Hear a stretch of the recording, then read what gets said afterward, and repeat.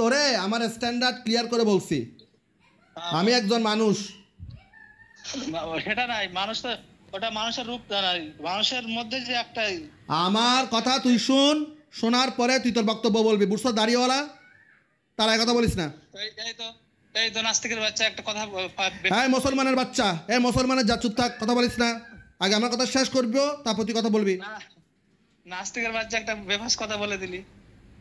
নাস্তিকের বাচ্চা মানে তোর মোহাম্মদ যে একটা কাফেরের বাচ্চা, তোর মোহাম্মদ যে তার বাপ যে জাহান্নামী, তার মোহাম্মদের বাপ এবং মা যে দুজনেই হচ্ছে যে জাহান্নামের আগুনে পুড়তেছে, তাহলে মোহাম্মদ নিজে তো নাস্তিকের বাচ্চা।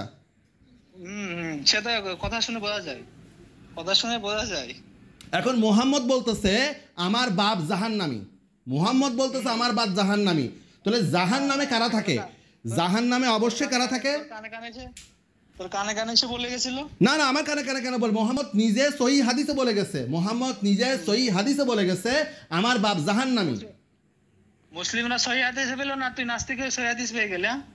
আচ্ছা তুই তাহলে হাদিস পড়স নাই, তুই তো আসলে হাফেজ না, তুই না জানোস কোরআন, না জানোস হাদিস। আমি তোর একটা হাদিসটা দিই, আমি তোর এখন হাদিসটা দিই। তুই মুহাদ্দিস? তুই মুহাদ্দিস? তুই? আমি মুহাদ্দিস না, কিন্তু আমি তো হাদিস পড়ছি। এখন নবীর পিতা মাতাদের জাহান্নামী, তোরা হাদিসটা আমি একটু দি দাঁড়া। মুহাদ্দিস না, তুমি বলো। তুই যদি শোন, যে যে মুসলিম নবীর একটা হাদিসকে অস্বীকার করে সে মুরতাদ, এবং মুরতাদকে কল্লাটা কেটে ফেলা, এটা হচ্ছে নবীর আদেশ। আবার হাদিসটা শুন, করবি না কি? আবার সহি মুসলিমটা শুন, সহি মুসলিমের হাদিস, হাদিস একাডেমি, অধ্যায় 1 ঈমান। ভালো একটা কথা জিজ্ঞাসা করছি, শোন। হাদিস শোন, তারপর তোর হাদিস শোনার প্রতি কথা বলবি। হাদিস শোন, হাদিস শেষ করি, হাদিস শেষ করে তারপর কথা বলিস। তুই কিচ্ছু জানাস না, তুই কিচ্ছু জানাস না, তুই কিচ্ছু জানাস না। আমি হাদিসটা শেষ করব, তারপর তুই কথা বলবি। হাদিস শেষ করার পরে তুই কথা বলিস। না না, তাহলে তোর সাথে আমার কথা বলার প্রয়োজন নেই। তুই হাদিস কেন শুনবি না? তো বাইরে, এখান থেকে বাইরে, গ্রুপ থেকে বাইরে, গ্রুপ থেকে বাইরে। তুই নাস্তিকের সাথে ডিবেটে যেতে চাই না। তুই হাদিস শুনস না বেটা? তোর নবী মুহাম্মদ নিজে তার বাপ হতো জাহান্নামী। শুন কি বলতেছে, শুন। কোন নাস্তিকের সাথে ডিবেটে ততক্ষণ যাব না যতক্ষণ আমার ইয়েতে সে আসবে। তোর ইয়েটা আবার কি? তোর শোনাতে যাব? তোর নবীর মায়ের শোনাতে যাব আমি? তোর ইয়ে আবার কি বেটা? বলছি তোর মত, তুই যদি মুসলমানের বাচ্চা হস, তুই তোর বাপ যদি মুসলমান হয়, তোর বাপ যদি একটা হয়, তুই এখন হাদিসটা শুনবি। আমি ততক্ষণ ডিবেটে যাব না যতক্ষণ পর্যন্ত সে আমার কথা শুনবে, আমার ই করবে, ততক্ষণ পর্যন্ত।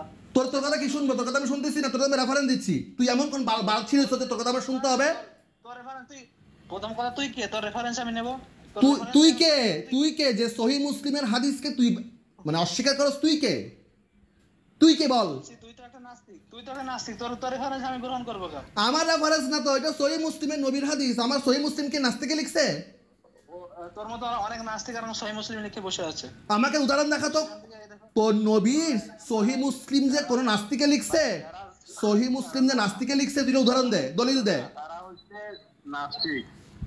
আর সহি হাদিস যেটা বলছো, এই মুসলিমের হাদিস যে মানবে না, সে তার গর্দনা কাটা ফরজ আমাদের জন্য ফরজ করে দিছে। আমাদের নবী আল্লাহ আমাদের জন্য যদি আজকে হযরত মুহাম্মদ থাকতো, আপনাকে খুঁজে বাইর করে আপনার গর্দনা উড়ে দিত। আপনি সহি মুসলিমের হাদিসকে অস্বীকার করতেছেন। কোথায় কোথায় পয়েন্ট অস্বীকার করলাম? প্রয়োজনে জাল হাদিস পর্যন্ত আপনাকে মানতে হবে, প্রয়োজনে জাল হাদিসে মানতে হবে। জাল হাদিস কেন আমরা পড়ার দিনে জাল হাদিসকে আমরা কেন রাখি দিই? জালে বলি কেন রেখে দিই? নাস্তিক শোন, হ্যালো নাস্তিক লাইন আছিস? এই মাদার চোদ, নাস্তিকের বাচ্চা বলবি তোর মারে এখন চুদবো, শুয়োরের বাচ্চা। হি হি হি হি বলছি হি হি। শোন হাদিস শোন, হাদিস শুন, হাদিস শুন, হাদিস শুন। সহি মুসলিম অধ্যায় 1 ঈমান, হাদিস নাম্বার 388। কাফের অবস্থায় মৃত্যুবরণকারী জাহান্নামী, সে কোনো শাফায়েত পাবে না। আল্লাহ নৈকট্য লাভকারী বান্দার সাথে আত্মীয়তার সম্পর্ক তার উপকারে আসবে না।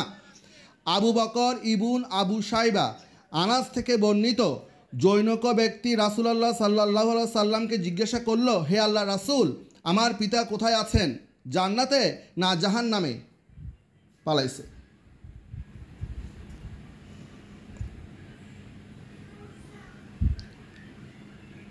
বর্ণনাকারী বলেন, লোকটি চলে গেলে তিনি ডাকলেন এবং বললেন, তোমার পিতা ও আমার পিতা জাহান্নামে। তাহলে আমরা বুঝতে পারলাম দর্শক শ্রোতা, নবীর পিতা জাহান্নামে। তো এই ধরনের মুসলিম যারা আছে, যারা কোরআনকে হাদিসকে অস্বীকার করে এবং এদের কথা বলার কোনো যোগ্যতা নাই, এবং আপনি নাস্তিক, আমি তোর সাথে কথা বলবো না, এই তুই কাফের, আমি তোর সাথে কথা বলবো না, এই তুই হিন্দু, আমি তোর সাথে কথা বলবো না, এই তুই খ্রিস্টান, আমি তোর সাথে কথা বলবো না। কিন্তু এই কথাগুলো তারা কোথায় বসে বলে? এই কথাগুলো তারা ফেসবুকে বসে বলে, মেসেঞ্জারে বলে, হোয়াটসঅ্যাপে বলে, ইমোতে বলে, টেলিগ্রামে বলে। আচ্ছা, এগুলো যারা আবিষ্কার করেছে তারা প্রত্যেকে আল্লাহকে পণ দেয়, তারা প্রত্যেকে মুহাম্মদকে পণ দেয়, তারা প্রত্যেকে মুসলিমদেরকে পণ দেয়। আর মুসলিমদের বিজ্ঞানময় কিতাব আল কোরআন যেটা আছে, সেটা থেকে মুসলিমরাই কোনো দিন ফেসবুক, সহি ইসলামিক ফেসবুক, সহি ইসলামিক ইউটিউব, সহি ইমো, সহি ইন্টারনেট, সহি গুগল, এগুলো তারা তৈরি করতে পারে না। এত বড় ভণ্ড, এত বড় তারা চালবাজ, ফেসবুকে, মেসেঞ্জারে, হোয়াটসঅ্যাপে বসে তারা বলে তুই নাস্তিক, তোর সাথে কথা বলবো না। আচ্ছা, যদি এমনটা হয়, ইউরোপে কোটি কোটি খ্রিস্টান থাকে, সেখানে মুসলিমদের সংখ্যা খুব কম, তারা যদি সেখানে গিয়ে বলে যে আমাদের খ্রিস্টানদের মাঝে কোনো মুসলিম থাকবে না, ভারতে যদি হিন্দুরা এখন বলে আমাদের হিন্দুদের মাঝে কোনো মুসলিম থাকবে না, তখন এই মুসলিমরা কই যাবে?